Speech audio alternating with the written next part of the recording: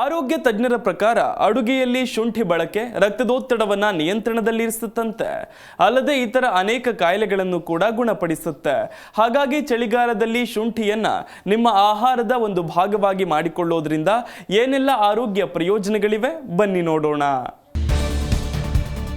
ಶುಂಠಿ ಬಳಕೆಯಿಂದ ರಕ್ತದೊತ್ತಡ ನಿಯಂತ್ರಣ ಸಾಧ್ಯವೇ? ಶುಂಠಿಯಲ್ಲಿರುವ ಆರೋಗ್ಯ ಪ್ರಯೋಜನಗಳು ಯಾವುವು? ಸಾಮಾನ್ಯವಾಗಿ ಚಳಿಗಾಲದಲ್ಲಿ ನಮ್ಮ ಜೀವನ ಶೈಲಿಯಲ್ಲಿ ಹಲವಾರು ರೀತಿಯ ಬದಲಾವಣೆಗಳನ್ನ ಮಾಡಿಕೊಳ್ಬೇಕಾಗತ್ತೆ.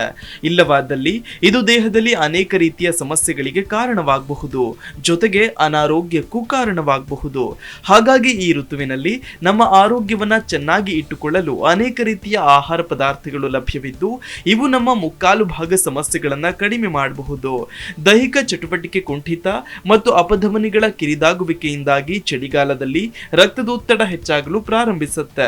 ಅದರಲ್ಲಿಯೂ ಒತ್ತಡ ಹೆಚ್ಚಾದಾಗ ನಮ್ಮ ದಿನನಿತ್ಯದ ಕೆಲಸಕ್ಕೆ ತೊಂದರೆಯಾಗುತ್ತೆ. ಅಲ್ಲದೆ ಇತರರಿಗೆ ಹೋಲಿಸಿದ್ರೆ ಅಂಥವರು ಬಿಪಿ ಸಮಸ್ಯೆಗಳು ಬರೋ ಅಪಾಯದಲ್ಲೂ ಇರ್ತಾರೆ.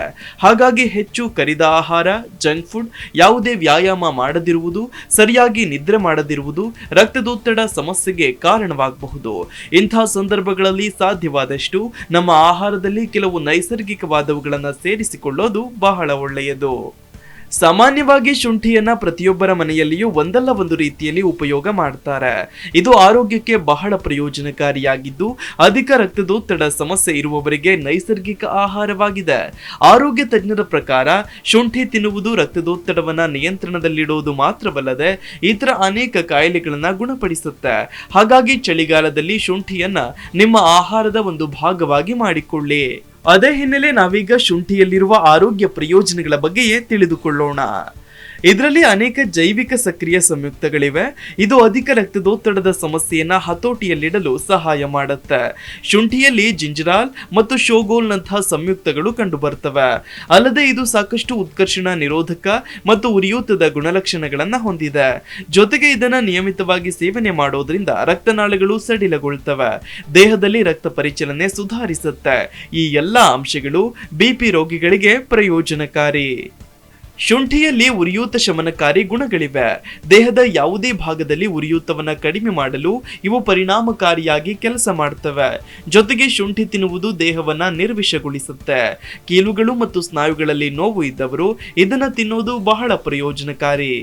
ಸಾಮಾನ್ಯವಾಗಿ ಚಳಿಗಾಲದಲ್ಲಿ ಪದೇ ಪದೇ ಕಂಡುಬರುವ ಶೀತ ಮತ್ತು ಕೆಮ್ಮಿಗೂ ಕೂಡ ಶುಂಠಿ ಪರಿಣಾಮಕಾರಿ ಮದ್ದಾಗಿದೆ.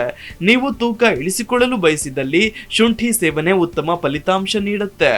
ಇದೆಲ್ಲದರ ಜೊತೆಗೆ ಶುಂಠಿ ಬಳಕೆಯಿಂದಾಗಿ ವೈರಲ್ ಮತ್ತು ಕಾಲೋಚಿತ ಸೋಂಕುಗಳ ಅಪಾಯವನ್ನು ಕೂಡ ತಪ್ಪಿಸಬಹುದು.